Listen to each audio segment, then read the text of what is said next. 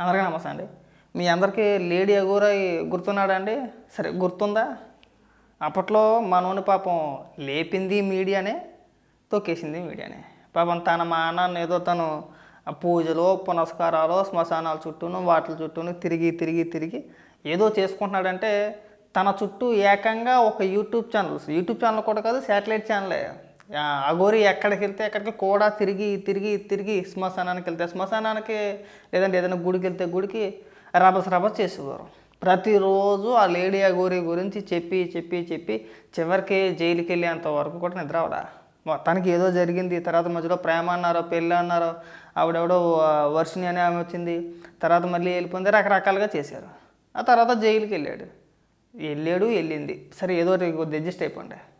ఒక 100 రోజులు, ఒక 117 రోజుల తర్వాత బెయిల్ పైన బయటకు వచ్చాడు. బయటకు వచ్చినప్పుడైనా వదిలేయచ్చు కదా.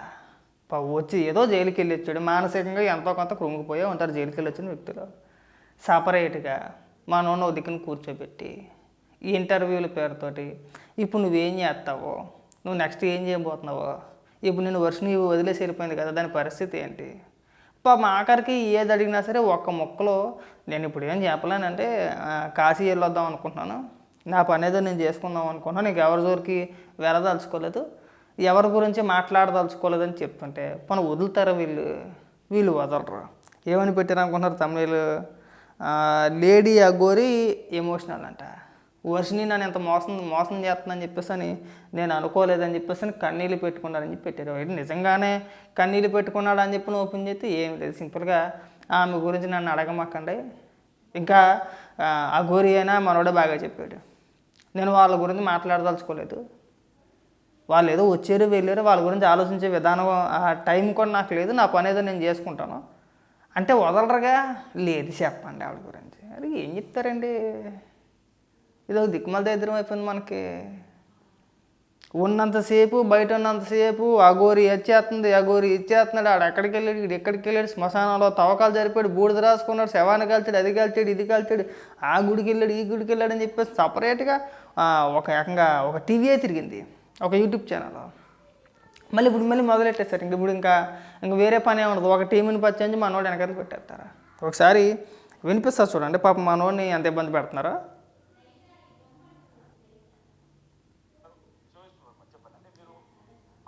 రిమాండ్ ఉండాల్సింది, 117 రోజులు జైలు జీవితం గడిపారు, ఏం చెప్తారు? అనుభూతి ఎట్లా ఉంది?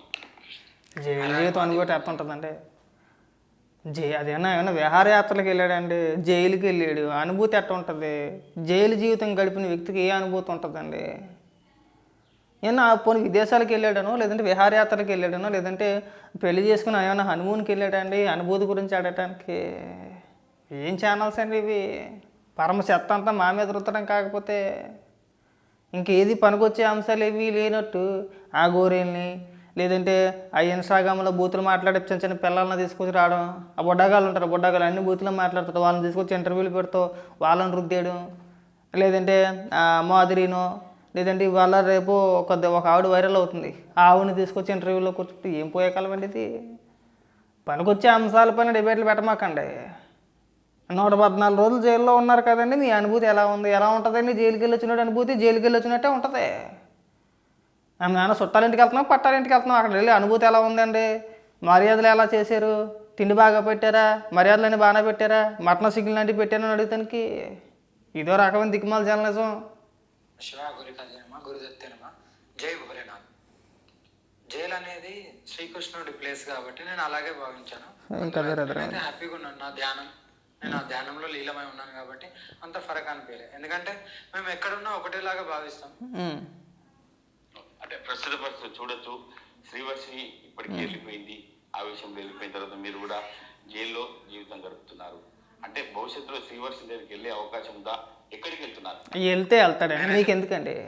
ఆయన ఎక్కడికో వెళ్తాడు, అది మనకెందుకండి? ఇప్పుడు మీరు మాట్లాడడం దేనికి? మళ్ళీ ఆ దరిద్రం తీసుకొచ్చి మళ్ళీ నేను ఇక్కడ మాట్లాడదు దేనికి? మీకు వేరే పని ఏమీ లేదా? లేదంటే ఏం చేయాలనుకుంటున్నారు? లేదు, మీరు వర్షం దగ్గరికి వెళ్తారా? వెళ్తే లేకపోతే లేదు. ఇది డిబేటా అండి? అంటే జనాలు ఇంట్రెస్టింగ్గా చూస్తున్నారనా?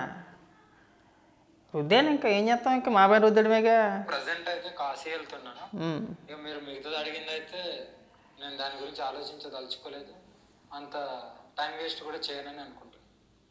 అంటే రాబోయే రోజుల్లో సాధన వైపు దృష్టి పెట్టే అవకాశం ఉందా? ఆధ్యాత్మికంగా గుళ్ళు గోపురాలు దర్శనం చేసుకునే అవకాశం ఉంది. ఎందుకంటే హైదరాబాద్ లో ఒక మనవరు కూడా ఒక గుడి కాకుండా ఉన్న సందర్భాలు చూసాం. అందరూ కూడా ఆ గుడి మాట కూడా అందరూ గౌరవించారు. కానీ శ్రీవర్షం వచ్చిన తర్వాతనే మీ మీద విడాకులు మళ్ళీ శ్రీవర్షిని అంటాడు ఏంటంటే మాట్లాడను, నేను మాట్లాడాల్సిన అవసరం లేదు, వాళ్ళ గురించి నేను ప్రస్తావించనండి అని చెప్పేసానంటే మళ్ళీ శ్రీవర్షిని.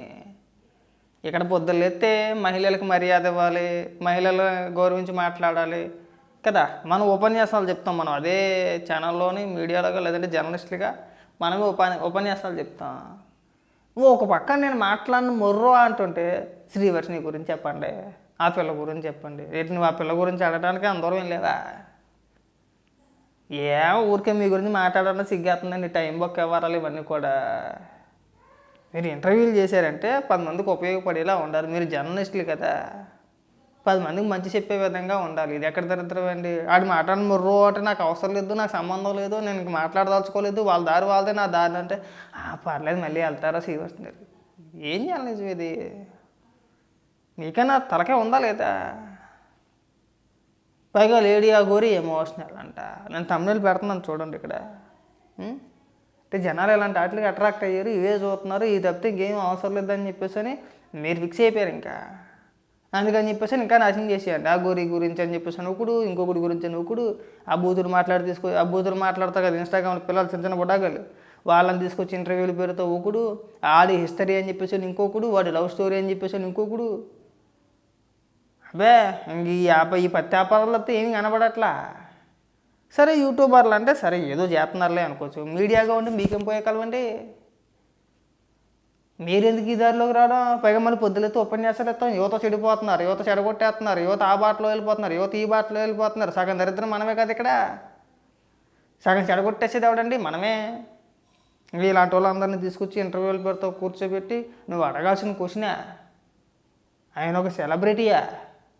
నా వదిలేసి వెళ్ళిపోయిన ఆవిడేమైనా ఒక సెలబ్రిటీయా? వాళ్ళు విడిపోతే ఏమైనా దేశానికి నష్టం వచ్చిందా? కలిసి ఉంటే ఏమైనా ప్రయోజనం వచ్చిందా? సపరేట్గా ఒక ఆఫీస్లో కూర్చోబెట్టి పదే ఆవిడ గురించి చెప్పు. ఏం చెప్తాడండి? వదిలేసి వెళ్ళిపోయిందనే చెప్తాడు. నాకు మాట్లాడే ఉద్దేశం లేదన్నాడు. మంచోడో చెడ్డోడో గొప్ప, ఆ విషయంలో అయితే గొప్పడే. వేరే వాడైతే కనుక ఇంకోలా మాట్లాడుతాడు. మీరు అలా మాట్లాడతాడని చెప్పేసి వెళ్ళినట్టున్నారు వాళ్ళ దగ్గరికి. ఇంకా చాలా పద్ధతిగానే చెప్పుకొచ్చాడు కదా, నేను మాట్లాడినానని చెప్పేసి. నేను మాట్లాడినప్పుడు వదిలేయాలి అక్కడతోటి. ముందు మనం మారాలండి. తర్వాత సంగతి తర్వాత. 10 మందికి ఉపన్యాసాలు తర్వాత చెప్పొచ్చు. చెత్తను మనం ఎంకరేజ్ చేయకూడదు. సమాజానికి ఉపయోగపడే ఇంటర్వ్యూ లాంటివి చేసి కొద్దిగా అవగాహన కల్పించే విధంగా ఉంటే బ్రహ్మాండంగా ఉంటుంది. పైగా దాన్ని ఏకంగా లైవ్ స్ట్రీమ్ చేస్తున్నారండి. లేడీ అఘోరికి బెయిల్ వచ్చింది, వర్షిని గురించి ఏమన్నాడు? 1,00,000 అంటాడండి. ఎవరికి కావాలి? పనికొచ్చి చెప్పమాకండి, పనికిరాని చెప్పండి. ఇంకా ఉంది, ఇంకా చాలా దరిద్రం ఉంది, వినిపిస్తామేనంటే. వాళ్ళు వచ్చిళ్ళు వెళ్ళారంటే అది వాళ్ళ ఊహకు వదిలేస్తున్నాను. నేను వాళ్ళ గురించి నేను మాట్లాడదలుచుకోలేదు, మీరు ప్రస్తావించారు కాబట్టి. నేను ఉన్నంత వరకు అయితే ఆధ్యాత్మిక బాటలనే ఉంటాను. ఇప్పుడు నిత్యం ధ్యానాలు, పూజలు, గుళ్ళు దర్శనాలు చేసుకోవడం తప్ప వేరే దాని గురించి ఆలోచించను. గురువుల ఆశీర్వాదం తీసుకొని వచ్చిన తర్వాత నా కార్యాచరణ నేను స్టార్ట్ చేయబోతున్నాను. ఓకే, అంటే ప్రస్తుత బదులు 100 కోట్లు ఉన్నటువంటి అఘోర్ అని చెప్పి ప్రధానంగా సోషల్ మీడియాలో వైరల్ అవుతుంది. ఊరుకోండి మీరు. ఇంకా మీ పేరేంటి తెల్ల, కానీ మీరు జర్నలిస్ట్ రిపోర్టర్ అర్థం కాదు. 100 కోట్ల రూపాయలు ఉందని చెప్పేసి అని ప్రచారం చేశారా? ఇవన్నీ 100 కోట్ల రూపాయలు ఉండే వ్యక్తిలా కనబడతాడండి. చెప్పపోయే 1,000 కోట్ల రూపాయలు ఉన్నాడని. ఓకే, ఇంటి దగ్గర చూస్తే అమ్మా నాన్న పరిస్థితి, ఒక గడ్డు పరిస్థితి, దయనీయ పరిస్థితి. ఎట్లా భరోసా ఇస్తారు? తల్లిదండ్రులకు ఏం భరోసా ఇస్తారు? మీరు బయటకు వచ్చారు, ఎప్పుడు వెళ్తారు తల్లిదండ్రుల దగ్గరికి? తల్లిదండ్రుల దగ్గరికి చెప్తాను, ఇప్పుడు దానికి కొద్దిగా టైం ఉంది. మళ్ళీ చూసారు ఇక్కడ నేను ఈ వీడియో చేయడం గల కారణం ఏంటంటే, అసలు ఇక్కడ ఆ అమ్మాయి ఫోటో కానీ ఆ అమ్మాయి వీడియో కానీ వేయాల్సిన అవసరం లేదు. అసలు అవసరమే లేదు. అయిపోయింది, అది ముగిసింది. అది ముగిసిన వ్యవహారాన్ని తీసుకొచ్చి ఆ అమ్మాయి వీడియో వేసి ఆ అమ్మాయి ఫోటో వేసి పక్కన అతని చేత మాట్లాడిపెడుతున్నారు. మనమే చెప్తామా పొద్దులైతే మహిళలకు గౌరవం ఇవ్వాలని చెప్పేసి. ఇక్కడ అంత అవసరం ఏముందండి? ఇప్పుడు ఇక్కడ వాళ్ళిద్దరు కలిసి లేరు, విడిపోయారు. నేను వెళ్ళని చెప్పేసి ఆవిడ చెప్పింది, నేను ఆమె గురించి మాట్లాడని చెప్పేసి అతను చెప్తున్నాడు. అక్కడతో అయిపోయింది. ఇది నీ పోయే కాలం అన్నమాట ఇదంతా కూడా. పక్కన ఫోటో వేసి వాళ్ళ చేత మాట్లాడిపించి వ్యూవర్షిప్ కోసం ఇక ఇంతలా దిగజారిపోతారా అని చెప్పేసి అని అనుకోవాలి. అంతే, మీ రీచ్ కోసం లేదంటే మీ వ్యూవర్షిప్ కోసం పక్కవాడి జీవితాలతో ప్యాకాడేసి టైపు. పైగా ఉదయం అయితే 10 మందికి ఉపన్యాసం మనం చెప్పాలి ఇక్కడ. దయచేసి ఇలాంటి చెత్త ఇంటర్వ్యూలు, పనికిరాని ఇంటర్వ్యూలు, ఎవడో ఏదో చేసాడనో ఇంకోటి ఏదో చేసాడని చెప్పేసాను జనాల మీద రుద్దేసే ప్రయత్నాలు చేయొద్దండి దయచేసి. అదొక్కటి అర్థం చేసుకొని కాస్త పనికొచ్చే ఇంటర్వ్యూలు ఏదైనా మంచి చేస్తే బాగుంటుంది. ఇంక ఈ వదిలేయండి, వీటి వల్ల ఎవరికీ ఉపయోగం లేదు మీకు మినహాయించి. అది గుర్తుపెట్టుకుంటే బాగుంటుంది.